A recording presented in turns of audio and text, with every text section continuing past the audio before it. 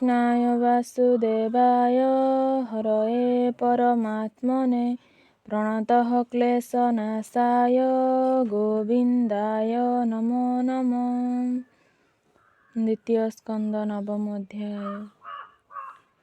शुक कहन्ति राजागे तार प्रसने अनुरागे शुण नृपति पुण्य देहा तुमते पचारिलु जाहा विष्णुर क्रीडा माया गुण सृष्टि पालन संहारण आत्ममाया रे सृष्टि करे से माया केबा कଳି पारे करई सकल संभव स्वप्ने जे सने अनुभव एहा ईश्वर माया बिने न घटे तत्व अनुमाने जेबे से माया रे मिसई एको अनेक प्रकाशई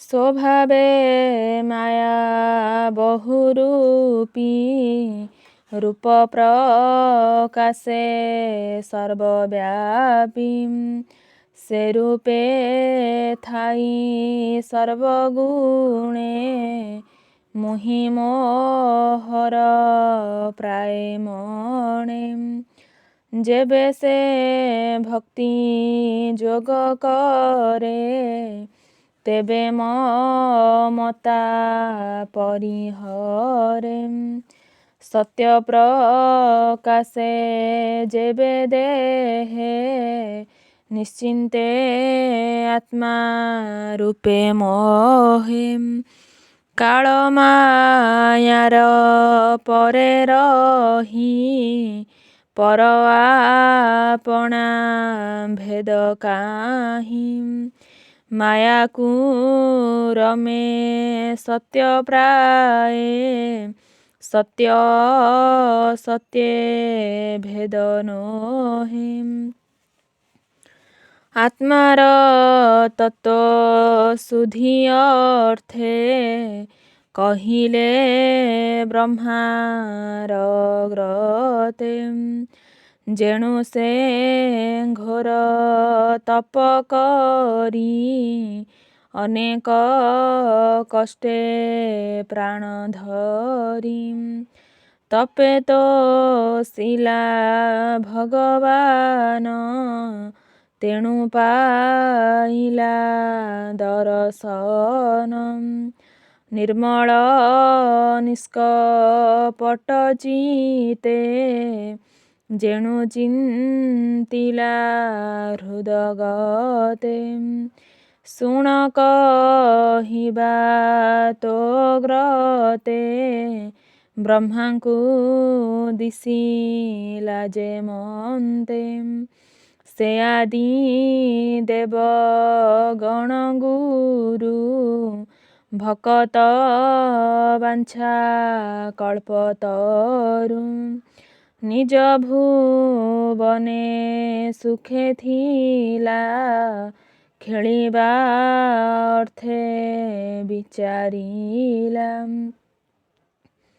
आत्मा रे आत्मा मायाग्रस्त प्रपंच निर्माण जेमंत नाभिरु पद्म कला जात तहु जन्मिला चतुर्मार्थ से पुणी चिंता भरे रही पर पर न जाणई सृष्टि विषय कि प्रकार ମନେ ଚିନ୍ତଇ ବେଦବର ଚିନ୍ତା ବିକଳେ ଭାବେ ମନେ ଶବଦ ଶୁଭିଲା ଗଗନେ ଜଳେ କମଳ ମଧ୍ୟେ ଥିଲା ବେନି ଅକ୍ଷର ସେ ଶୁଣିଲା କକାର ଆଦି ଯେ ଷୋଢ଼ ସେ ପଞ୍ଚମୀ ଶ୍ରିତ ଏକବିଂଶେ ଶବଦେ ତପ ଉଚ୍ଚାରଣ ନିଷ୍କିଞ୍ଜନଙ୍କ ନିଜ ଧନ ସେ ବାଣୀ ଶୁଣି ବ୍ରହ୍ମା କର୍ଣ୍ଣେ ନିରୋପି ଚାହିଁଲା ଗଗନେ ଶୂନ୍ୟ କି ସୁଧା ଉଛୁଳିଲା କିବା ଅମୃତ ବରସିଲା ଦିଗ ସହିତେ ଅନାଇଲା କାହିଁ ସେ କିଛି ନ ଦେଖିଲା ସେ ପୁଣି ରହି ନିଜ ସ୍ଥାନେ ଆତ୍ମାର ହିତ ଚିନ୍ତି ମନେ ଜାଣିଲା ଏ ପରମ ତତ୍ତ୍ୱ ତପସାଧନେ ଦେଲା ଚିତ ଏ ମୋର ହିତ ବୋଲି ଜାଣି ନିଶ୍ଚଳ ମନେ କୁଶ ପାଣି ଅମୋଘ ଦୃଷ୍ଟି ସେ ବିଧାତା ତପେ ବଢ଼ିଲା ତାର ଚିନ୍ତା ଦେବବର ସେ 10 ଶତ ତପେ ବସିଲା ଦୃଢ଼ ଚିତ ମନ ପବନ କଲା ବନ୍ଦୀ 10 ଇନ୍ଦ୍ରିୟ ଗଣ ରୁନ୍ଧି ତପସ୍ୟା କଲା ଅତିରେକ ଯହୁଁ ପ୍ରକାଶ ସର୍ବଲୋକ ତପ ପ୍ରସାଦେ ନରହରି ମିଳିଲେ ନିଜ ରୂପ ଧରି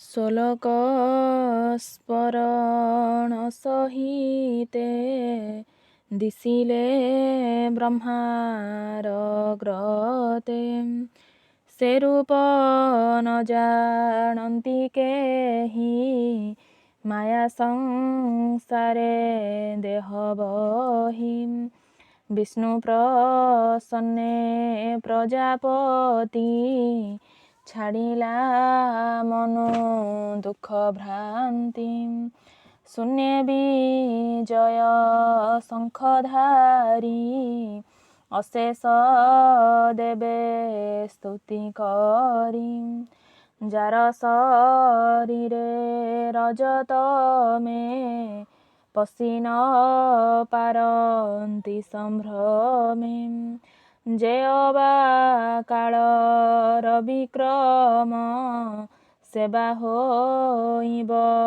କାହିଁ କ୍ଷମ ମାୟା ନ ପାରେ ପଶି ଯହିଁ ରାଗ ଲୋଭାଦି ଭେଦ କାହିଁ ବିମାନ ମଧ୍ୟେ ନାରାୟଣ ବେଷ୍ଟିତ ପାରିଷଦଗଣ ସର୍ବେ ପଶନ୍ତି ବିଷ୍ଣୁ ତେଜ ସ୍ୱଭାବେ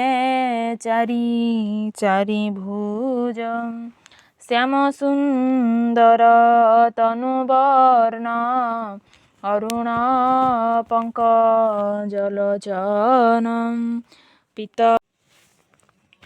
ପୀତବସନ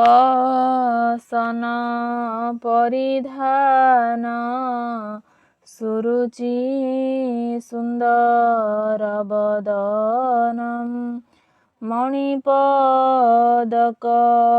କଣ୍ଠଦେଶେ କାମଗଞ୍ଜନ ନିଜ ବେଶେ ପ୍ରବାଳ ବୈଡୂର୍ଯ୍ୟକାନ୍ତି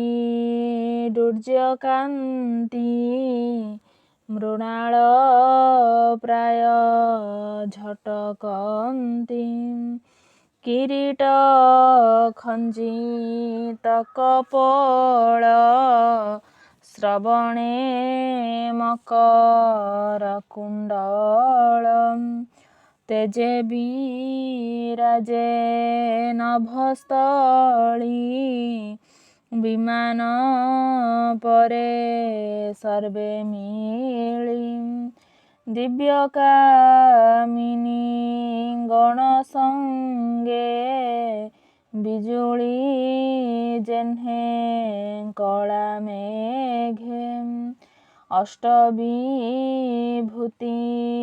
ସଙ୍ଗମେଳେ କମଳା ସେବେ ପାଦ ତଳେ ଦିବ୍ୟଦୋଳିକା ମଧ୍ୟେ ନାରୀ ପୁଷ୍ପବରସୀ ସ୍ତୁତି କରି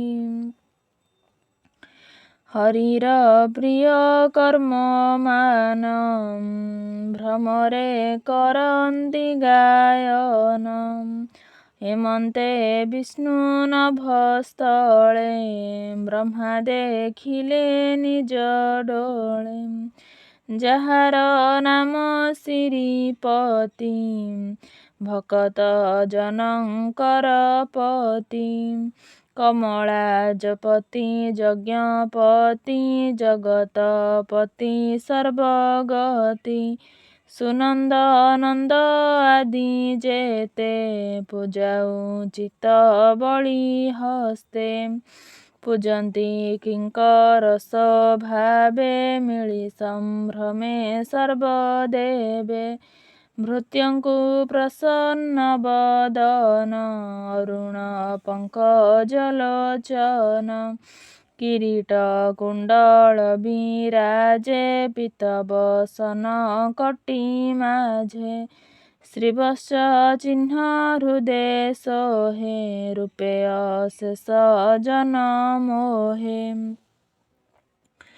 ଅମୂଲ୍ୟ ସିଂହାସନେ ସ୍ଥିତି ବେଷ୍ଟିତ ପଞ୍ଚବିଂଶ ଶକ୍ତି ସ୍ୱଭାବେ ଐଶ୍ୱର୍ଯ୍ୟମୟ ଇତର ଜନେ ଅନିଶ୍ଚୟ ସୋଧାମେ ସ୍ୱରୂପେ ରମନ୍ତି ଏଣୁ ସେ ଈଶ୍ୱର ବୋଲାନ୍ତି ହେମନ୍ତ ରୂପ ବ୍ରହ୍ମା ଦେଖି ଉଠିଲେ ଆସନ ଉପେକ୍ଷି କୃଷ୍ଣ ଦର୍ଶନ ଆହ୍ଲାଦ ଅନ୍ତରେ ହୋଇ ଗଦ ଗଦ ଲୋମହର ସେ ତନୁ ପୂର୍ଣ୍ଣ ପ୍ରେମାଶ୍ରୁ ଗଳଇ ଲୋଚନ ଶ୍ରୀକୃଷ୍ଣ ପାଦ ପଦ୍ମ ଚାହିଁ ନମିଲା ଶିରେ କର ଦେଇ ଆନନ୍ଦ ସାଗରେ ବୁଡ଼ିଲା ଅଧିକେ ଆତ୍ମା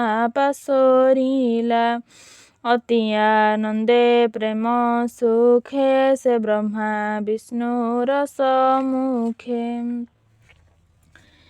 ପ୍ରଜା ସର୍ଜନେ ତାର ମନ ଜାଣିଲେ ପ୍ରଭୁ ଭଗବାନ ବ୍ରହ୍ମା ବଦନ ହରି ଚାହିଁ ଶୀତ ହାସ୍ୟ ବାକ୍ୟ କହି ଆତ୍ମାର ପ୍ରିୟ ପ୍ରାୟ କରି ବ୍ରହ୍ମାର କର କରେ ଧରି ହେ ବେଦ ଗର୍ଭ ସୃଷ୍ଟି ଅର୍ଥେ ତୁମ୍ଭେ ଯେ ତୋଷ କଲ ମୋତେ ଅତି ଦୁସ୍ତର ଘୋର ତପେ ତେଣୁ ମୁଁ ତୋହର ସମୀପେ ସ୍ୱଭାବେ ଯୋଗୀଙ୍କୁ ଦୁର୍ଲଭ ତୋତେ ମୁଁ ହୋଇଲି ସୁଲଭ ସର୍ବମଙ୍ଗଳ ହେଉ ତୋର ଦୃଢ଼ ଚିତ୍ତରେ ମାଗ ବର।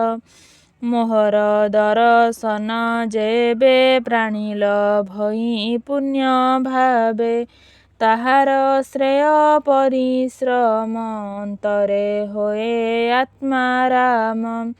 ଗଗନେ ଶୁଣି ମୋ ବଚନ ତୁଜେ ତପରେ କଲୁ ମନ। କର୍ମ ବିଭ୍ରମ ଦେଖି ତୋତେ ମୁଁ ଯେ ଡାକିଲି ଶୂନ୍ୟ ପଥେ। ବୋଇଲି ଦୃଢ଼େ ତପ କର ମୁଁ ତୋତେ ହୋଇବି ଗୋଚର। ମୋର ହୃଦୟ ତପ ଜାଣ ତପ ମୋ ଆତ୍ମାଟି ପ୍ରମାଣ। ତପେ ମୁଁ ସୃଷ୍ଟି କଲି ହେଳେ ଅନ୍ତେ ସଂହରେ ତପ ବଳେ। ତପର ବଳେ ଜଗତ ମୁହିଁ ପାଳଇ ଅବିରତ।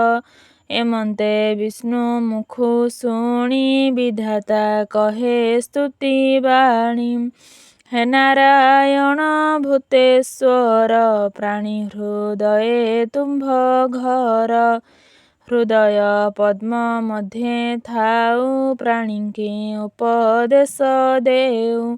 ଏଣୁ ମୋହର ମନ ଜାଣି ଯେ ଜ୍ଞାନ ଦେଇ ଚକ୍ରପାଣି। ଅନାଥ ନାଥ ତୋ ମହିମା କେ ଜାଣି ପାରେ ଗୁଣ ସୀମା। ମୁଁ ତୋର ଚରଣେ କିଙ୍କର ଏମନ୍ତ ଆଜ୍ଞା ମୋତେ କର। ରୂପ ରୂପ ତୋର ଯେତେ ସୃଷ୍ଟି କରୁ ତୁ ଯେମନ୍ତେ। ଯେ ମାୟା ଯୋଗେ ସୃଷ୍ଟି କରୁ ନାନା ପ୍ରକାରେ ଶକ୍ତି ଧରୁ। ଏ ସୃଷ୍ଟି ସ୍ଥିତି ସଂହାରଣ ଯେମନ୍ତେ ହେଉ ତୁ କାରଣ। ସ୍ୱତନ୍ତ୍ର ସୂତ୍ରେ ଉର୍ଣ୍ଣ ନାଭି କ୍ରୀଡ଼ଇ ଯେହ୍ନେ ମନେ ଭାବି। ତେମନ୍ତ ବୁଦ୍ଧି ଦିଅ ମୋତେ ସୃଷ୍ଟି କରଇ ଯେମନ୍ତେ। ସୃଷ୍ଟି ସଂକଳ୍ପେ ମୋର ଇଚ୍ଛା ତୁ ନାଥ କହ ସୃଷ୍ଟି ଦୀକ୍ଷା। ତୁମ୍ଭର ଶିକ୍ଷା ଘେନି ଚିତ୍ତେ ସୃଷ୍ଟି କରିବି ଅବିରତେ। ସୃଷ୍ଟିକରଣେ ଭଗବାନ କେବେହେଁ ନାହିଁ ମୋର ଜ୍ଞାନ। ତୋ ଅନୁଗ୍ରହ ଯେବେ ମୋତେ ତୁ ନାଥ ବସ ମୋର ଚିତ୍ତେ। ହେ ହରି ସଖା ପ୍ରାୟ କରି ତୁଜେ ମୋହର କର ଧରି। ସେ ଅହଙ୍କାର ମୋର ମନେ ନୋହିବ ହେବ ତୋ ଅର୍ଜନେ। ଯାବତ ପ୍ରଜା ସ୍ୱର୍ଗେ ଜନ କରିବି ଉତ୍ତମ ମଧ୍ୟମ। ମୁଁ ଅଜ ସ୍ୱତନ୍ତ୍ର ମୋ ଭାବ ଏମନ୍ତ ନୋହିବ ମୋ ଗର୍ବ। ଏମନ୍ତ ବ୍ରହ୍ମାର ବଚନ ଶୁଣି କହନ୍ତି ଭଗବାନ। ଭଗବାନ ବାଚ ଶୁଣ ବିଧାତା ମୋ ବଚନ। ଯେଣେ ଲଭିବୁ ସୃଷ୍ଟି ଜ୍ଞାନ। ଯେ ଭକ୍ତି ଯୋଗ ମୋ ସମତ ଅଟଇ ଅତ୍ୟନ୍ତ ଗୁପତ। ସୃଷ୍ଟି ସର୍ଜନା ଅଙ୍ଗ ଯେତେ ହରଷେ କହୁଁ ତୋ ଅଗ୍ରତେ। ଯେମନ୍ତେ ସ୍ୱରୂପ ମୋ ହୋଇ ସ୍ୱଭାବେ ରୂପ ଗୁଣ ଯେହି। ଯେ କର୍ମ ମାନ ମୁହିଁ ବହେ ସେ ତତ୍ତ୍ୱ ବିଜ୍ଞାନା ତୋ ଦେହେ। ପ୍ରସରୁ ମୋର ଅନୁଗ୍ରହେ ଜଗତ ଯେହ୍ନେ ମୋର ଦେହେ। ସୃଷ୍ଟିର ଅର୍ଗେ ମୁହିଁ ଏକ ମତହୁଁ ପ୍ରସରେ ଅନେକ। ସତ ସତ ପର ମୁହିଁ ଯେ ଅବଶେଷ ଶେଷ ରହି। ଏଣୁ ଏ ଆଦି ମଧ୍ୟ ଅନ୍ତେ ମତହୁଁ ଅନ୍ୟ କେ ଜଗତେ। ଅର୍ଥକୁ ଛାଡ଼ି ଯାର ବଶେ ପ୍ରତୀତ ହୁଅଇ ଆଭାସେ। মায়া প্রকাশে সে প্রমাণে গগনে জেহ্নে জ্যোতির্গণে যেমন্তে স্থূଳ ସୂକ୍ଷ୍ମ ଭୂତେ ପ୍ରବେଶ ପଞ୍ଚ ମହାଭୂତେ ଛାଡ଼ି ପଶନ୍ତି ପୁଣ ପୁଣ ମୁଁ ମାୟା ଶରୀରେ ତେ ସନ ଆତ୍ମା ସର୍ବଦା ସର୍ବଠାବେ ଅନ୍ୟୟ ବ୍ୟତିରେକ ଭାବେ।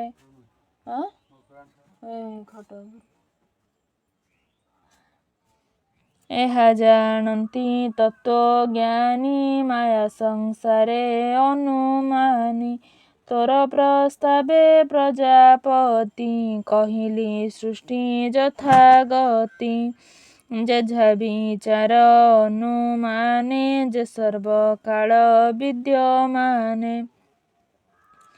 ଏ ମୋର ତତ୍ତ୍ୱଜ୍ଞାନ ବଳେ ଧରତୁ ସମାଧି ନିଶ୍ଚଳେ କଳ୍ପ ବିକଳ୍ପେ ତୋର ଚିତ୍ତ କେବେ ହେନୁହୁ ବିମୋହିତ। ଶୁକ ଉବାଚ ଏ ରୂପେ ପ୍ରଭୁ ଭାବଗ୍ରାହୀ ବ୍ରହ୍ମାକୁ ସୃଷ୍ଟି ତତ୍ତ୍ୱ କହି ତକ୍ଷଣେ ବ୍ରହ୍ମାର ଗ୍ରତେ ଗୋବିନ୍ଦ ଗଲେ ଶୂନ୍ୟ ପଥେ କୃଷ୍ଣ ନ ଦେଖି ପ୍ରଜାପତି ଅନେକ ମତେ କଲା ସ୍ତୁତି କର ଅଞ୍ଜଳି ଶିରେ ଦେଇ ଅନେକ ଭାବେ ଭାବ ବହି ବିଶ୍ୱ ସର୍ଜିଲା ବିଷ୍ଣୁ ତେଜେ ପୂର୍ବର ପ୍ରାୟ ନାନା ବୀର୍ଯ୍ୟେ ସେ ପ୍ରଜାପତି ଧର୍ମପତି ଯମ ନିୟମେ ଦେଲା ମତି ପ୍ରଜା କଲ୍ୟାଣ ଚିନ୍ତା କରି ଆତ୍ମାର ହିତ ମନେ ଧରି ବ୍ରହ୍ମାର ସମାଧି ନିଶ୍ଚଳ ଦେଖି ନାରଦ ମୁନିବର ପୁତ୍ରଙ୍କ ମଧ୍ୟେ ପ୍ରିୟତମ ବିନୟେ ସେବାରେ ସେ ପୁଣ ବ୍ରହ୍ମାର ମନ ତୋଷ କଲେ ବିଷ୍ଣୁର ମାୟା ଜାଣିବାରେ ପିତାର ମନ ତୋଷ ଜାଣି ବିନୟ ଭାବେ ମୁନିମଣି ପୁଛିଲେ ପିତାର ଗ୍ରତେ ତୁ ଯାହା ପଚାରିଲୁ ମୋତେ ନାରଦ ବାକ୍ୟ ବେଦ ବର ହରି ମହିମା ଅଗୋଚର ଯେତେ କହିଲେ ସୃଷ୍ଟି ଅର୍ଥେ ମାୟାର ମହିମା ଯେମନ୍ତେ ଜାଣିବା ଅର୍ଥେ ମହାମୁନି କହିବି ଧାତା ହେଲେ ତୁନି ବ୍ରହ୍ମା ନାରଦ ପ୍ରଶ୍ନ ଯେତେ କହିଲି ତୋହର ଗ୍ରତେ ରାଜନ ସାବଧାନେ ଶୁଣ ଏ ଭାଗବତର ପ୍ରମାଣ ଦଶ ଲକ୍ଷଣେ ଏହା ଜାଣି ଯେବା କହିଲେ ପରିମାଣି ଏକଥା ସରସ୍ୱତୀ ତଟେ ନାରଦ ବ୍ୟାସଙ୍କ ନିକଟେ ଏବେ ମୁଁ ତୋହର ଗ୍ରତେ କହିଲି ପଚାରିଲୁ ଯେତେ ଏମନ୍ତେ ପରୀକ୍ଷିତ ମେଳେ ଗଙ୍ଗା କହିଲେ ସୁକ ପାଶେ ଦଶ ଲକ୍ଷଣେ ଭାଗବତ କହଇ ଦାସ ଜଗନ୍ନାଥ ଇତି ଶ୍ରୀମଦ୍ଭାଗବତେ ମହାପୁରାଣେ ପାରମହଂସ୍ୟାଂ ସଂହିତାୟାଂ ଦ୍ୱିତୀୟ ସ୍କନ୍ଧେ ନବମ ଅଧ୍ୟାୟ।